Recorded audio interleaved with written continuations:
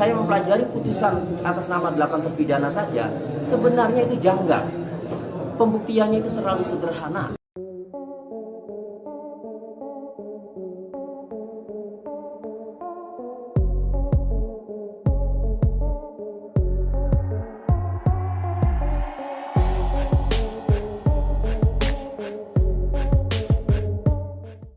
Ada kemungkinan gabung juga nggak, Ketua? Ya, sebenarnya dari Bang Farhad ya, timnya sudah menawarkan ke saya untuk gabung. Cuma kan mekanismenya mungkin karena banyak tim akan didiskusikan terlebih dahulu ya.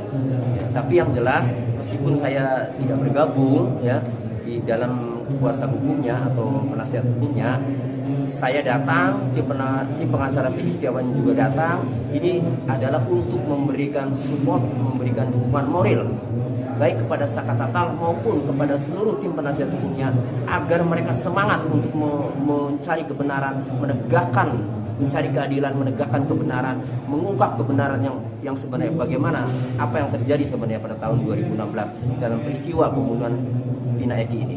Posisi Saka Tatal untuk pengajuan PK ini sangat berpotensi untuk menang atau seperti apa, Pak Ketua?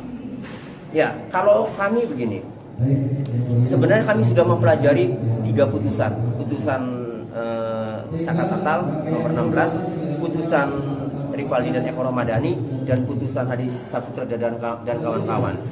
Kami belum melihat nokum ya. Saya belum melihat nokum. Saya mempelajari putusan atas nama 8 terpidana saja, sebenarnya itu janggal. Pembuktiannya itu terlalu sederhana. Perencanaan pembunuhan juga tidak pernah terungkap ya. CCTV tidak dibuka, bukti-bukti tidak ada yang scientific evidence ya. Kemudian sidik jari juga tidak ada. Sperma ada ditemukan di Vina, kemudian dihukum itu 7 pelaku ya. Terbukti melakukan persetubuhan ya. Padahal tidak ada tes DNA itu spermanya siapa. Janggal. Jadi sebenarnya kami sangat yakin kalau hakimnya ini arif dan bijaksana.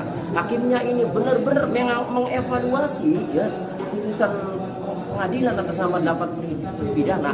Saya yakin tidak pantas sebenarnya 8 orang ini divonis bersalah melakukan pembunuhan berencana dan persetubuhan terhadap anak. Saya yakin itu. Apalagi kalau tim penasihat hukum Saka Tatal ini melampirkan juga nokum yang sangat kuat. Tapi bagi kami ya 2 hal maksudnya. 1, mempelajari, mengevaluasi putusan pengadilan atas nama 8 terpidana ini tidak layak sebenarnya. Terlalu lemah ya, terlalu sederhana kok bisa divonis. Ya, pembuktiannya terlalu lemah. Kok bisa divonis 8 tahun?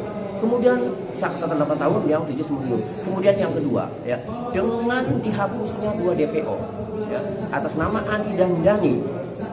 Padahal Andi dan Dhani punya peranan penting ya, membawa mayat Eki dari belakang showroom ke jembatan layang Talun, dan mulai penyelidikan dilakukan itu karena ditemukannya jenazah ya, mayat Eki dan Vina. Nah, kalau dihapus 2 orang ini, maka ini menjadi novum, berarti konstruksi perkara ini runtuh. Nah, itu saya justru yakin di situ ya. Nah, yang lain-lainnya novum itu nanti bisa jadi tambahan. Tapi dari 2 ya, 1 evaluasi putusan, dan dari novum dihapusnya 2 DPO aja, seharusnya Saka Tatal ini PK-nya dikabulkan dan bisa dibebaskan dari dakwaan pembunuhan berencana dan persetubuhan. Artinya kalaupun memang ini adalah pembunuhan, bukan mereka pelakunya, Ketua? Atau... Ya. Artinya kalau Saka Tatal ini bukan pelaku dan PK-nya dikabulkan dan hakim masih meyakini bahwa ini adalah pembunuhan, maka pembunuhnya berarti harus dicari yang sebenarnya. Dan ini PR buat penyidik Polda Jawa Barat untuk mencari pelaku yang sebenarnya. Kalau nanti PK-nya itu dikabulkan dan tetap bahwa ini adalah pembunuhan. Kalau ini dikabulkan akan ngerembet ke 7 terpidana lainnya nggak, Ketua? Kalau dikabulkan, efek domino, maka dampaknya ini sangat bagus buat para terpidana, 7 terpidana lain.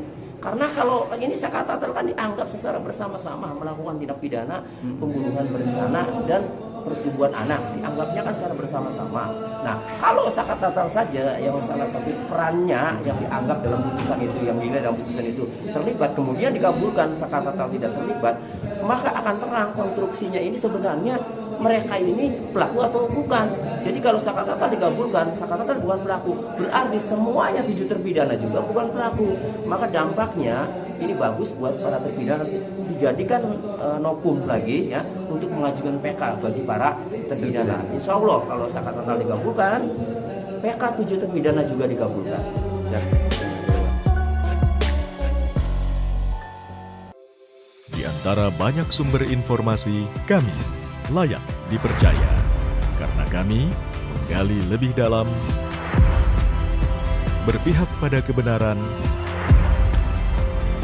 berpegang pada data dan fakta, agar layak Anda jadikan referensi. Kompas TV, independen, terpercaya.